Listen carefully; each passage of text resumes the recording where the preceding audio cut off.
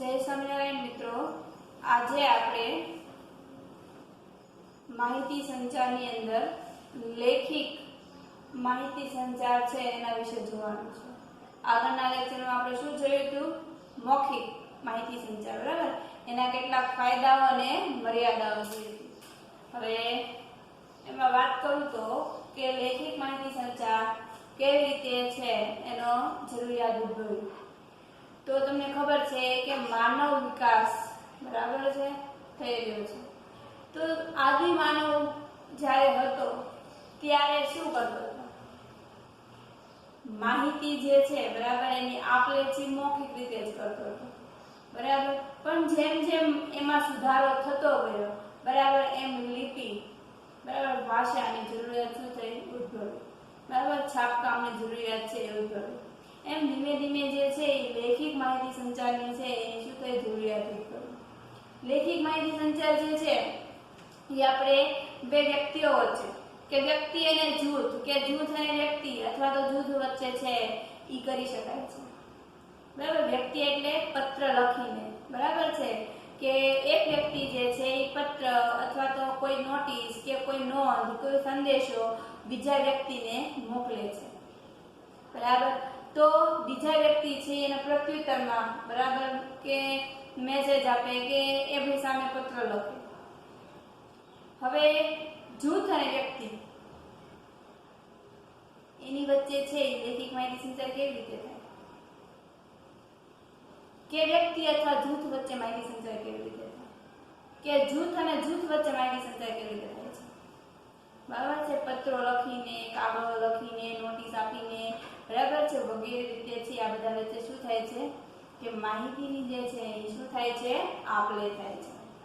કેટલાક ઉદાહરણો આપણે જોયા હતા જ્યારે આપણે પદ્ધતિઓ ભણતા હતા ત્યારે કે લેખિક માહિતી સંચાર જે છે એની પદ્ધતિઓ છે બરાબર ભણી આપણે ત્યારે એના કેટલા ઉદાહરણો હતા યાદ છે? બોલો જોઈએ.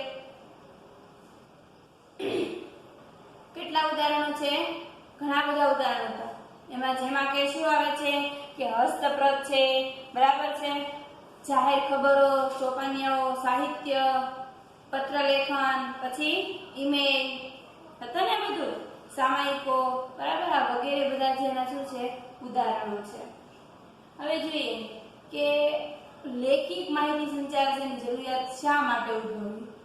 તો કે જ્યારે માહિતી જે છે મૌખિક રીતે જે થતી હતી, બરાબર છે, આપણે જોઈએ કે વધારે ઉપયોગમાં બે જ આવે છે, એક લેખિક માહિતી સંચાર અને એક છે મૌખિક માહિતી સંચાર. પરંતુ કેટલીક મૌખિક માહિતી સંચારની મર્યાદાઓને ધ્યાનમાં રાખીને લેખિક માહિતી સંચારને છે એ વધારે ઉપયોગમાં એટલે કે કાયદાકીયની દ્રષ્ટિએ જે છે એ વધારે સારી છે, બરાબર એ બાબતે છે એ ગણવામાં આવે છે. આપણે આગળના લેક્ચરમાં જોયું હતું કે માહિતી સંચાર જે છે એ મૌખિક રીતે કરવામાં આવે તો એનો કોઈ આધારભૂત રહેતો નથી, કોઈ લેખિત પુરાવો રહેતો નથી, બરાબર છે. કોઈ સામેવાળો વ્યક્તિ છે તરત ફરી જાય તો એની માટે તમારી પાસે પ્રૂફ કઈ રહેતું નથી. તો એને ધ્યાનમાં રાખીને લોકો જે છે લેખિક માહિતી સંચારનો વધારે ઉપયોગ કરે છે. એટલે કે જોઈએ તેના કેટલાક ફાયદાઓ જોઈએ. પહેલું જે છે એ કે સ્થળ સમયના બંધન વગર. શું હોય મૌખિક માહિતી સંચારની અંદર શું હતું કે ભાઈ તમે જે કઈ જે છે વ્યક્તિ સાથે સામે ઉભા રહીને બરાબર છે વાતચીત કરતા હો તો એની અંદર તમારે છે એ સ્થળ નક્કી કરવું પડે કે ગમે ત્યાં તમે ઉભા નહીં રહેતો નથી, બરાબર. કોઈ એવી ઇમ્પોર્ટન્ટ વાત કરવી હોય, બરાબર છે, તો તમે કોઈક એવી જગ્યા પસંદ કરો, બરાબર છે, એની માટે યોગ્ય સ્થળ નક્કી કરો. તો અહીંયા લેખિક જ્યારે માહિતી સંચાર જે છે એ કરવો હોય તો ગમે એ જગ્યાએ તમે બેસી અને માહિતી છે એ મોકલી શકો છો, બરાબર. કોઈ પણ જગ્યાએ મેસેજ ન કરો તો ગમે એ જગ્યાએ તમે મોબાઈલ દ્વારા જે છે બરાબર છે મેલ કરો, ઈમેલ કરો, મેસેજ મોકલો તો તમે કરી શકો છો આરામથી. એટલે કે સમય કે સ્થળના બંધન વગર તમે જે છે એ માહિતીની શું કરી શકો છો આપલે કરી શકો છો. એક પહેલો ફાયદો. ત્યાર પછી જોઈએ કે વધુ પડતું ખર્ચાળ નથી. એટલે કે જ્યારે લેખિક માહિતી સંચારની પદ્ધતિથી તમે જ્યારે માહિતીની આપલે કરો છો ત્યારે ભૌતિક સાધનની જરૂરિયાત ઉદ્ભવે. ભૌતિક સાધન એટલે શું? ભૌતિક સાધનોની અંદર કઈ કઈ વસ્તુનો સમાવેશ થાય જણાવો. પહેલું તો જોઈએ કે કાગળ, બરાબર છે. કોઈ પણ માહિતી મોકલતી વખતે, પત્ર લખતી વખતે, નોટિસ લખતી વખતે, બરાબર, કોઈ સંદેશો મોકલતી વખતે તમારે જે જરૂર પડે છે એવું પહેલું સાધન છે કાગળ. કાગળની અંદર લખવા માટેનું બીજું ભૌતિક સાધન કયું? પેન. બરાબર છે. અથવા તો તમે મોબાઈલ દ્વારા કોઈને મેસેજ મોકલો છો, મોબાઈલ દ્વારા કોઈને એપ્લિકેશન મોકલો, કોઈ ફોર્મ મોકલો, કોઈ પણ માહિતી મોકલો છો તો તમારે જરૂર પડે છે મોબાઈલની અથવા તો કોમ્પ્યુટરની. તો આ બધા જે સાધનો કેવા છે? ભૌતિક સાધનો. આ ભૌતિક સાધનો ફ્રીમાં મળે આપણને? આપણા મામાની દુકાન તો કઈ છે નહીં કે ત્યાંથી જઈને આપણે મોબાઈલ લઈ આવીએ કે કોમ્પ્યુટર લઈ આવીએ, કે દાદાને ઘરે સ્ટેશનરીની દુકાન નથી, મોબાઈલ ને પેન લઈ લઈએ. બરાબર. તો જે સાધનો જે છે ભૌતિક સાધનો, બરાબર છે, મફત શું મળતું નથી, એટલે કે એની પાછળ આપણે ખર્ચ કરવો પડે.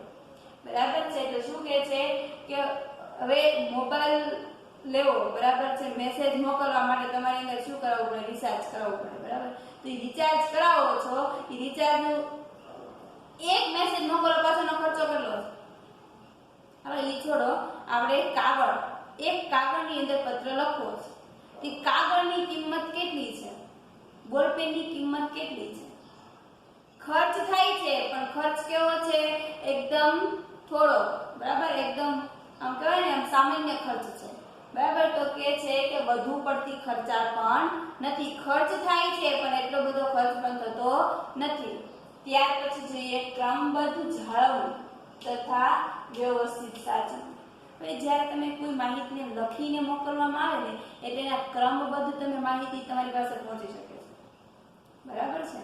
તમારે જે કઈ માહિતી તમને મળે છે એનો જે ક્રમ છે, બરાબર, એ ક્રમ છે એ તમારી પાસે જળવાય રહે કે એને પહેલા મને જે છે, બરાબર, આ રીતે મેસેજ મોકલ્યો તો ત્યાર પછી મને આ મેસેજ મોકલ્યો. બરાબર. તમારા ફોનની અંદર વોટ્સઅપમાં ચેટિંગ હોય તો તમારી પાસે ક્રમબદ્ધ રહે માહિતી. એ તમે ફોન દ્વારા વાત કરી હોય, બરાબર છે, તો તમને ખ્યાલ રહે કે એને મને શું કીધું તું એમ. પણ તમારી પાસે જે ઓલું વોટ્સઅપની અંદર જે ચેટિંગ હોય ને એ તમને બતાવે કે તમે આ વાત પછી આ વાત ચાલુ કરી હતી, એ વાત પછી આ વાત થઈ હતી, એની પછી આપણે આ રીતે વાત થઈ. તો તમે લેખિત માહિતીનો ઉપયોગ કરો છો ત્યારે તમારી પાસે જે કઈ માહિતી છે એ ક્રમબદ્ધ શું કરી શકો છો? જાળવણી કરી શકો છો અને તેની વ્યવસ્થિત સાચવણી પણ કરી શકો. બરાબર છે. કોઈ પત્ર લખવામાં આવ્યા હોય, બરાબર છે, એક પછી પત્ર લખવામાં આવે તો તમારે સાચવણી પણ થઈ શકે ને. આજથી 10 વર્ષ પહેલા જતા રહ્યો તો જ્યારે કોઈ પણ વ્યક્તિઓની સગાઈ થતી ત્યારે આ મોબાઈલ નહોતા કે તમે ફોન કરી અને વાત કરી શકો. ત્યારે શું લખવામાં આવતા હતા? પત્ર લખવામાં આવતા હતા. તો એ પત્ર તમે જે મોકલો છો પછી તમે એની પાસે જુઓ ને વર્ષો પછી તમે એના જૂના બધા મૂકેલો સામાન એની અંદર જુઓ ને તેના પત્રો નીકળે. તો તમે વ્યવસ્થિત તમે જે માહિતી મળી છે એની પત્રની તમે શું કરો છો? એની જે કઈ માહિતી છે વ્યવસ્થિત ગોઠવણી કરી છે. આપણા ઘરે છે લાઇટ બિલ આવ્યું હોય, બરાબર, તો તમે ક્રમબદ્ધ લાઇટ બિલને સાચવી શકો છો. બરાબર ને. તો તમારી પાસે આ રીતે માહિતી લેખિત સ્વરૂપમાં હોય તો તમે એને સાચવી પણ શકો છો. ત્યાર પછી જોઈએ કે કાયદાકીય દ્રષ્ટિએ આ જે માહિતી મળે છે અધિકૃત અને પુરાવા સ્વરૂપ છે. એટલે કે જ્યારે કોઈ માહિતી જે છે એ વ્યક્તિઓ દ્વારા જ્યારે આપ-લે થતી હોય, બરાબર છે, તો તમે એ માહિતી કેવા સ્વરૂપમાં છે? લેખિત પુરાવા તરીકે. એટલે કે લેખિત પુરાવા એટલે તમારી પાસે આધારભૂત પુરાવો છે.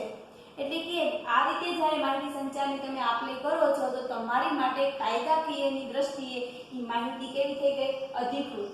એટલે કે તમારી પાસે પુરાવો છે કે તમે મને આ રીતે માહિતી આપી હતી તો હું, બરાબર છે, તમે જુઓ કોઈ વ્યક્તિએ મેસેજ કર્યો હોય કે 5 વાગે મીટિંગ છે, પછી એમ ન કહે કે મેં 5 વાગે નહોતું કીધું, મેં 4 વાગે બોલાવ્યા હતા.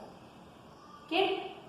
તો કે એની પાસે શું છે? પુરાવો છે કે જો તમે મને મેસેજ કરેલો છે કે 5 વાગ્યાનો છે, બરાબર, એટલે તમે છે એ કોઈ સામેવાળી વ્યક્તિ છે, બરાબર, તમારી સામે કોઈ ખોટું બોલી શકે નહીં. એટલે કે કાયદાકીય દ્રષ્ટિએ કેવું થયું છે? પુરાવા તરીકે સાબિત થઈ શકે છે. ત્યાર પછી છે કે જ્યારે લેખિત માહિતી સંચારની રીતે તમે માહિતી જ્યારે આપ-લે કરો છો ત્યારે એની રજૂઆત તમે જે છે એ સુધારી શકો છો. બરાબર છે. લખતા હો, બરાબર છે, તો લખતી વખતે તમારે કઈ ભૂલ થાય બરાબર છે. ટાઈપિંગ કરતી વખતે કઈ ભૂલ થાય તો તમે એને શું કરી શકો છો? સુધારી શકો છો, ભૂસી શકો છો. બરાબર. નઠારી અને મઠારીને અસરકારક બનાવી શકો છો. જે કઈ ભૂલ ભરેલી છે એને સુધારણા કરીને એમાં જે કઈ ભૂલ છે એ તમે ક્ષતિરહિત કરીને તમે શું બનાવી શકો છો? એને અસરકારક બનાવી શકો છો. બરાબર. તમે મેસેજ લખતા હો તો એની અંદર ઘણીવાર છે ભૂલ થતી હોય તો તમે એને સુધારી શકો છો. બરાબર છે. અને બોલ્યા હોય તો તમે એને સુધારી ન શકો. એકવાર બોલાવી દીધું તો સારા પડી ગઈ એને ભૂલ થાય તો થઈ. બરાબર. એટલે તમે લેખિત જ્યારે સ્વરૂપમાં મોકલો છો ત્યારે તમે રજૂઆત જે કંઈ કરવાની છે એની અંદર સુધારો કરી શકો છો. હવે જ્યારે તમે લેખિત સ્વરૂપે સામેવાળા વ્યક્તિને માહિતી આપવાની છે તો શું કરો છો? યોગ્ય કંપની દ્વારા જે કંઈ માહિતી મોકલાય, બરાબર છે, જે કંઈ પત્રનો વ્યવહાર થતો હોય, સંદેશા વ્યવહાર થતા હોય, બરાબર, અથવા મેસેજ મોકલતા હોય, બરાબર છે, તમારે સંસ્થામાંથી જે કંઈ મેસેજ આવે છે, વાલી મીટિંગ ક્યારે છે, ક્યારે રિઝલ્ટ આપવાનું છે, ક્યારે તમારે હોમવર્ક બતાવવાનું છે, કયા દિવસે કયા સબ્જેક્ટનો વિડીયો મળશે, તો આ બધી બાબતોની તમારે જે કંઈ મેસેજ આવે છે તો એનાથી અમે એક વ્યક્તિ નક્કી કરેલા છે કે એ વ્યક્તિ દ્વારા તમારા સુધી મેસેજ પહોંચે છે. બરાબર. તો આ રીતે માહિતી જ્યારે લેખિત સ્વરૂપમાં માહિતી મારે મોકલવી છે ત્યારે શું થાય છે કે મારે કોઈ એક વ્યક્તિની શું કરવી પડે છે? પસંદગી અથવા માધ્યમની પસંદગી કરવી પડે કે મારે લખીને મોકલવી કે મેસેજ લખીને મોકલવી. તો પસંદગી કરીને એને જવાબદારીની સોંપણી થાય કે તારે ટાઈમ ટુ ટાઈમ આ વસ્તુ મોકલી દેવાની છે. દર મહિનો પૂરો થાય એટલે દરેક વ્યક્તિની જે કઈ કર્મચારીઓ જે છે એના પગાર બિલ તારે દઈ દેવાના છે. બરાબર. અથવા તો આપણે ઘરે લાઈટ બિલ આવે છે ટાઈમ ટુ ટાઈમ, તો આ માટે એક વ્યક્તિની પસંદગી થઈ હોય છે, એને જવાબદારી સોંપી દેવામાં આવે કે તારે આ વ્યક્તિનું કામ કરવાનું છે. અને જો પછી કઈ ભૂલ થાય તો પકડવાના કોને? જે વ્યક્તિએ મોકલ્યું હોય એને. બરાબર છે. ઘણીવાર શું થાય કે કંપનીના સીઈઓ હોય એને અમુક વ્યક્તિની પસંદગી કરી લીધી હોય કે તારે જે છે ને આ ઇન્કમ ટેક્સ વાળા આવે ત્યારે તારે જવાબ દેવાનો, એની માટે જે ટેક્સ ભરવાનો હોય, જે કઈ જરૂર હોય બધું કામ તારે કરવાનું. અને એમાં જો કઈ ભૂલ આવી તો કોને પકડે? કોનો કાટલો પકડવાનો? જે વ્યક્તિને મેં જવાબદારી આપી છે. બરાબર. અહીંયા ઘણા વ્યક્તિઓને વિડીયો ન મળતો હોય તો અહીંથી જે વ્યક્તિઓને જે કીધું હોય કે તમારે મોકલવાનું છે તો એ ટાઈમ ટુ ટાઈમ ન મળે અથવા કઈ ભૂલ થાય તો અહીંથી વાત સીધી ફરિયાદ આવે તો વાત કોની પાસે જાય? જે વ્યક્તિને જવાબદારી આપી છે એની. બરાબર. તો આમ પસંદગી અને જવાબદારી સોંપણી કર્યા પછી જો કઈ ભૂલ થાય કે કઈ ક્ષતિ આવે તો આપણે કોઈ જવાબદાર વ્યક્તિને જેને આપણે જવાબદારી આપી છે એની પાસેથી આપણે છે એ કહી શકીએ. ત્યાર પછી શું છે? એક સૂત્રતા. લેખિત માહિતી સંચારની અંદર તમે એક સૂત્રતા બાંધી શકો છો. બંને પક્ષોને છે એ તમે એક સૂત્રતા એટલે શું કહેવાય કે એક વ્યક્તિ બીજી વ્યક્તિ સાથે છે એ આરામથી વ્યવસ્થિત રીતે વાત કરી શકે છે. બરાબર. લેખિત દ્વારા તમારી જે કંઈ માહિતી જે છે બંને પક્ષને કેવું હોય છે? સહમત રહી અને એક સૂત્રતા બંધાય છે. સંસ્થાની આગવી છાપ ઊભી કરવી એટલે એક લાઈનમાં ક્વેશ્ચન પૂછાય છે કે કઈ માહિતી સંચારની પદ્ધતિ છે જે સંસ્થાની આગવી છાપ ઊભી કરે છે? કઈ કરે છે? લેખિત માહિતી સંચાર. બરાબર. એટલે કે આગવી છાપ ઊભી કરવી એટલે શું? તો કે તમે કોઈ પણ માહિતીની રજૂઆત કરો છો. સપોઝ મારી કંપની વતી મારે એક પ્રોજેક્ટ પ્લાન છે એ મારે રજૂ કરવાનું છે, પ્રેઝન્ટેશન કરવાનું છે, તો હું એને એટલી સરસ યોગ્ય રજૂઆત અને એટલી સરસ બધા શબ્દોની પસંદગી અને એનું જે કંઈ આખું સ્ટ્રક્ચર છે મસ્ત રીતે પસંદ કરું છું અને એવું જોરદાર પ્રેઝન્ટેશન હું છે એ બનાવું છું. તો હું જે જગ્યાએ પ્રેઝન્ટેશન આપવા જવાની છું ત્યાં મને શું પૂછવામાં આવશે? કઈ કંપનીના તમે વ્યક્તિ છો? બરાબર છે. કઈ કંપનીનો પ્લાન છે? તો ત્યાં તમારી સંસ્થાની શું થાય છે? આપણી એક અલગ આખી છાપ ઊભી થાય છે. બરાબર. ઘણી કંપનીઓ છે, બરાબર, તો એના જે કંઈ છે એ જે કંઈ પ્રેઝન્ટેશન હોય છે ને એ જોરદાર હોય છે જેથી કરીને બીજી કંપની ઉપર એ છાપ હોય.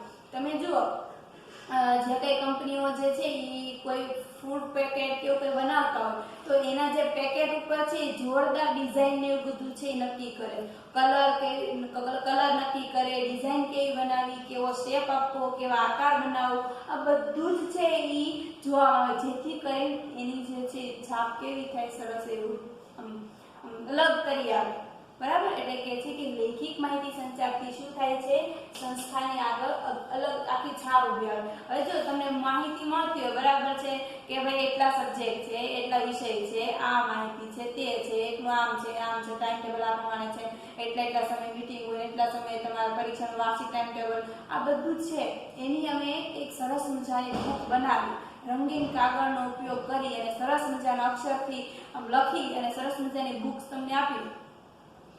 અને એક સામાન્ય સાદું કાગળ હોય એની અંદર એ માહિતી તો લખાય જ છે કે ન લખાય, લખાઈ જાય ને. તો આ બંને રીતે હું તમને માહિતી આપું, બરાબર, તો તમને વધારે કયું ગમશે? સરસ મજાની બુક બનાવેલી હોય એ ગમશે ને? કેમ? તો કે એમાં તમે જે કંઈ અલગ આખું જે માહિતી તો સેમ જ છે, પણ એને જે રજૂઆત કરી છે એ કેવી છે, અલગ છે. એટલે કે લેખિત માહિતી દ્વારા છે એ સંસ્થાની એક અલગ આખી છાપ પણ શું કરી શકો છો, ઊભી કરી શકો છો.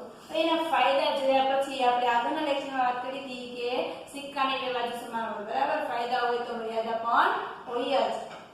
હવે જોઈએ કે સાધન ઉપકરણ વગર શક્ય નથી, તેથી ખર્ચાળ છે, બરાબર. મારે માહિતી મોકલવી છે તો એની માટે સાધન જોશે, બરાબર. કોઈ પણ સાધન લઈ લો, પેન લઈ લો, મોબાઈલ લઈ લો, કોમ્પ્યુટર લઈ લો, કાગળ લઈ લો, કોઈ પણ સાધન વગર મારે માહિતી સંચાર આ થઈ શકે? ન થઈ શકે. એટલે કે મારે સાધન છે, બરાબર, એનો ઉપયોગ છે એ કરવો જ પડે. એનો ઉપયોગ ન થાય, બરાબર, તો માહિતી સંચાર પણ થાય નહીં. તો તેની માટે શું થાય, મારે સાધન ખરીદવા પડે ને, બરાબર. મારે સાધનોની શું કરવી પડે, ખરીદી કરવી પડે, મારે લેવા પડે, વસાવવા પડે. તો એની માટે શું થાય, ખર્ચો થાય, બરાબર છે. ત્યાર પછી હવે આવા બધા સાધનોની તમે જ્યારે ખરીદી કરો છો, બરાબર, કે લેખિત માહિતી સંચાર તમને ખબર છે કે યંત્રો વગર છે, બરાબર, અથવા સાધનો વગર છે એ શક્ય જ નથી. તો એની માટે મારે શું કરવી પડે, ખરીદી કરવી પડે.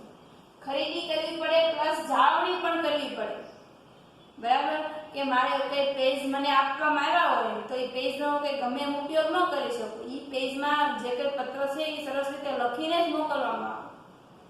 તો મારી પાસે જે કઈ મને સાધન, મને એક કોમ્પ્યુટર આપવામાં આવ્યું છે સંસ્થામાંથી કે કોમ્પ્યુટરથી તમારે છે કે મેસેજ ને આ કે જે કઈ કોમ્પ્યુટરની પ્રોસેસ છે એમાં કરવાની છે, તો હું કોમ્પ્યુટરને મારે ગમે એમ ઉપયોગ કરી લેવાનો નહીં. એની મારે વ્યવસ્થિત જાળવણી કરવી પડે, બરાબર છે. તો એ જાળવણીની જવાબદારી ઊભી થાય, બરાબર, કે જે તે સંસ્થાને જે કઈ વસ્તુ વસાવી છે તો એને સાચવવા માટેની એક ઊભી થાય છે, જવાબદારી ઊભી થાય છે. તમે સંસ્થાની અંદર તમને બધી ઝેરોક્સ આપવામાં આવે, કોઈ પણ સંસ્થા, ટ્યુશન ક્લાસીસ હોય કે નાનું સંસ્થા હોય કે બહુ મોટી સંસ્થા હોય, તો ત્યાં કાગળની પણ ગણતરી કરવામાં આવે. કેમ કે આપણને ખબર છે ને, વાર્ષિક આયોજન બનાવવામાં આવે ત્યારે કેટલો ખર્ચો અને કેટલી આવક થઈ જોવાનું હોય. તો હવે તમને એમ લાગે કે કાગળનો શું ખર્ચો લખવો હતો, પણ એમ એક કાગળ હોય તો વાંધો નહીં, પણ સંસ્થાની અંદર કેટલા કાગળની જરૂર પડે. તો કાગળનો ઉપયોગ બોલપેનની અંદર ગણો તો બોલપેન પણ એમ આવે 2 રૂપિયાની પેન, પણ જ્યારે મોટા સમૂહની અંદર જ્યારે એનો ઉપયોગ થાય ત્યારે તો બધા ખર્ચાઓની તમારે શું કરવી પડે છે, યાદી રાખવી પડે. તો આ બધી વસ્તુઓ તમે જ્યારે ખરીદો છો, બરાબર, સંસ્થાની અંદર તમે જુઓ કે જ્યારે કઈ એક્ઝામ હોય તો ત્યાંથી તમને સપ્લિમેન્ટરી આપવામાં આવે, તો એ સપ્લી જે કંઈ હોય એનો બરાબર ઉપયોગ કરીએ તો છીએ, પરંતુ એ બરાબર જાળવણી ન કરીએ તો પલળી જાય, એમાંથી વાસ આવે, અથવા ઉંદર હોય એ કાપી જાય તો તમારે જે કઈ વસ્તુની ખરીદી કરી છે એને શું કરવાની છે, જાળવણી કરવાની છે. તો એક તમારી પાસે શું થાય છે, જવાબદારી ઊભી થાય છે, વધુ સમય ખર્ચા. જ્યારે પણ આ રીતે માહિતી લખવાની હોય ને, કે લેખિત રીતે માહિતી આપવાની હોય, ત્યારે શું થાય કે તમારે જે કઈ માહિતી મોકલવી છે એ રજૂ કરવા માટે તમારે કલાકો સમય માંગી લે, બરાબર. મારે કોઈ પ્રેઝન્ટેશન બનાવવાનું હોય તો એ માટે માટે મારે પહેલા પીપીટી બનાવવી પડે, એને અસર આપવી પડે કે કેવી રીતે કઈ ડિઝાઇનમાં મારે મોકલવી, કેવા શબ્દોની રજૂઆત કરવી વગેરે બધું બનાવવા માટે કલાકો માંગી લે છે. એટલે કે સમય કેવું થાય છે, વધુ સમય છે એ ખર્ચાઈ જાય છે. હવે મારે માહિતી જ તમને આપવી છે, બરાબર, તો બોલીને આપું તો તરત પતી જાય, પણ લખું છું ત્યારે માહિતીની યોગ્ય રજૂઆત કરવા માટે કે ભાઈ સામેવાળી વ્યક્તિને ગમશે ને એની માટે રજૂ કરવા માટે મારે ઘણો બધો સમય બગાડવો પડે. એટલે શું થાય છે કે લેખિતમાં એક તો સમય પણ જાય છે. પરોક્ષ રીતે રજૂઆત થતી હોવાથી પ્રતિભાવમાં શું થાય છે, વિલંબ થાય છે.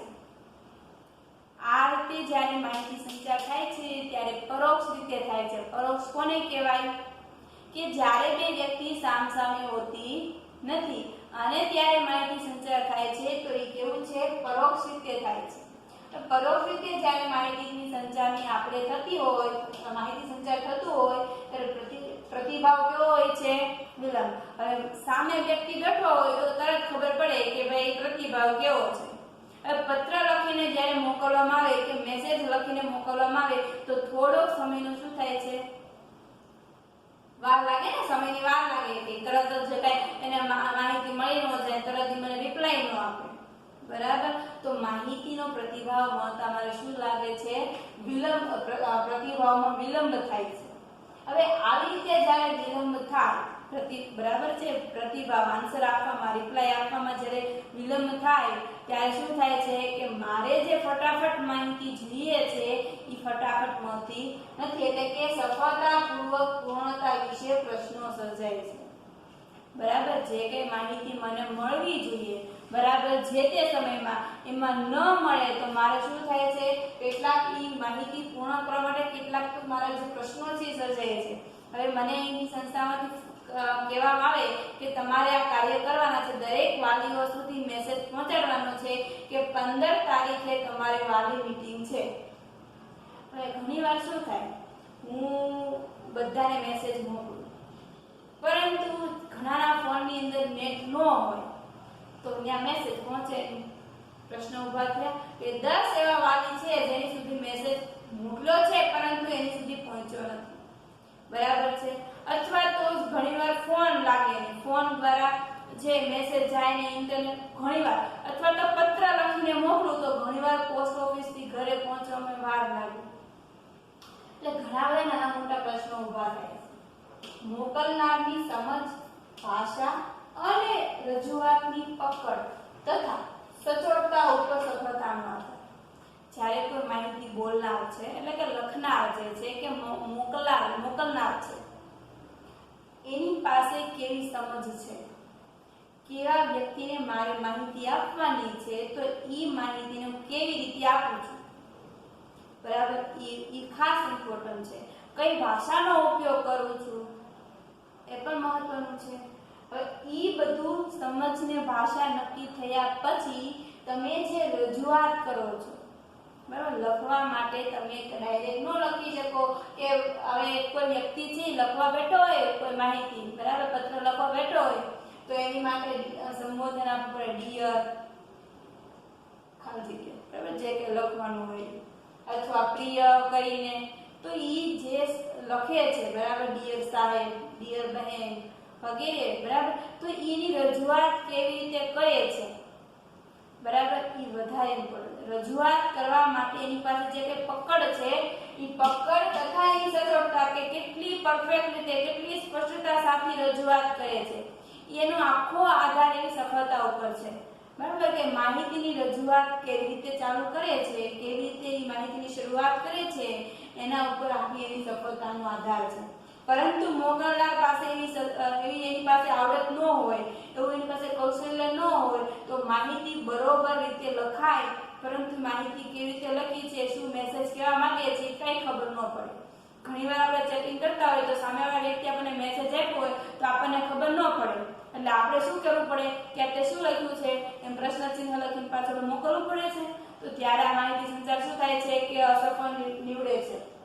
ત્યાર પછી જોઈએ લેખિત સંદેશા વ્યવહાર પત્ર દ્વારા થતો હોવાથી સમય માંગે છે, બરાબર. હું તમને પત્ર લખું, બરાબર છે, કે દિવાળીના વેકેશન તમારે છે એ કેવી રીતે ગયું છે, કેવી રીતે મજા માણી છે વગેરે બાબતે પત્ર લખવામાં આવે, બરાબર છે.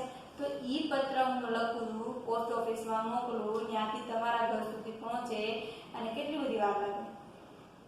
પછી તમે એના બદલામાં રિપ્લાય આપતો પત્ર લખો, અથવા તો મેં અહીંથી ઓર્ડર મોકલવા માટે પત્ર લખ્યો છે કે મારે 5000 બેગની જરૂર છે, તો ઈ બેગના ભાવ, કેવી સાઈઝ છે, કઈ ક્વોલિટી છે, કયા કાપડ ઉપયોગ, કઈ મટીરીયલ ઉપયોગ કર્યો છે, કેટલા ખાના આવે છે, એની આવડત કેટલી છે વગેરે બાબતની જાણ કરતો મને પત્ર તમે એની જાણ આપતો મને તમે રિપ્લાય આપજો કે કઈ રીતે છે અને તમારી પાસે એવી કઈ સ્કીમ છે કે અમે એટલા જથ્થાની અંદર ખરીદી કરીએ તો તેને બદલામાં તમે અમને કોઈ સ્કીમ આપી શકો છો કે એટલા બેગ સાથે ફ્રી અથવા તો એટલા બેગ સાથે લ્યો છો તો 10% ડિસ્કાઉન્ટ વગેરે તમે લખતો પત્ર લખો.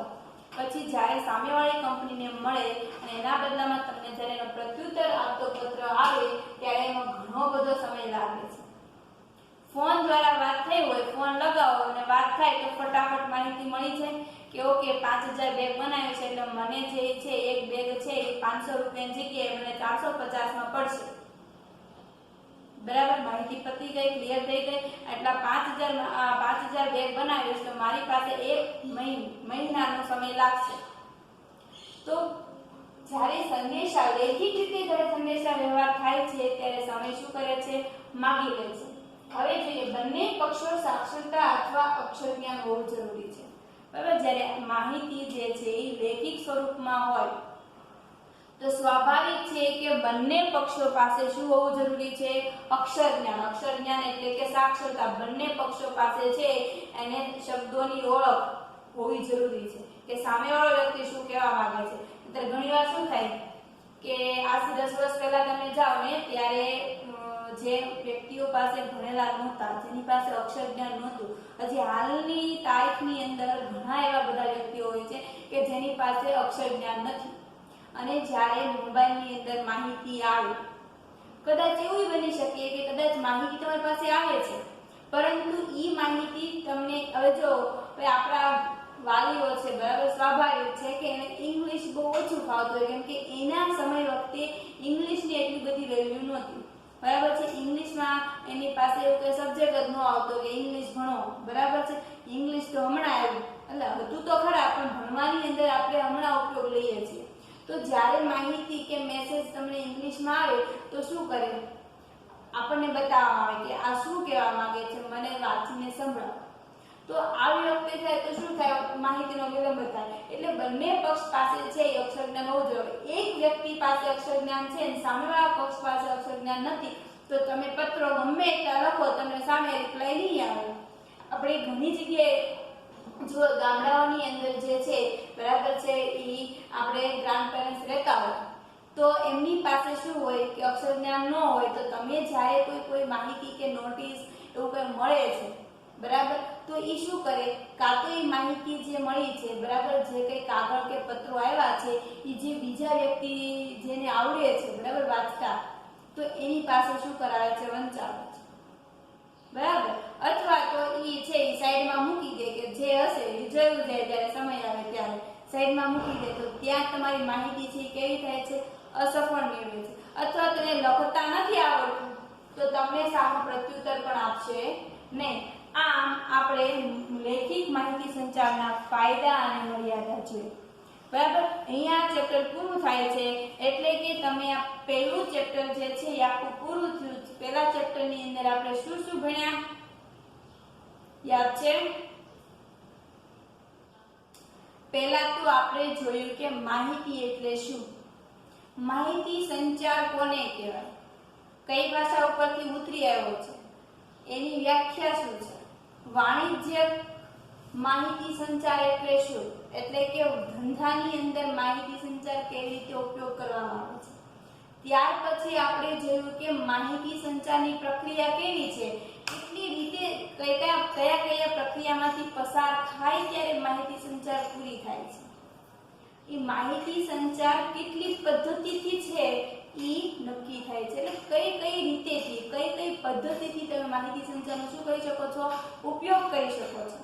ઈ જોયા પછી તમે બે પદ્ધતિ સૌથી વધારે ઉપયોગમાં લેવાતી ને વપરાતી પદ્ધતિ હતી. કઈ કઈ હતી કે મૌખિક, બરાબર છે, સૌથી વધારે વપરાતી અને ઉપયોગમાં લેવાતી, સરળ એકદમ. બીજી હતી લેખિત, જે કાયદાકીય દ્રષ્ટિએ કેવી છે, આધારભૂત ગણવામાં આવે છે. આ બંને પદ્ધતિના કેટલાક ફાયદાઓ અને કેટલીક મર્યાદાઓ આપણે છે, બરાબર છે. આ ચેપ્ટરની અંદર આપણે માહિતી સંચારનો ખ્યાલ જોયો, બરાબર. જય સ્વામિનારાયણ.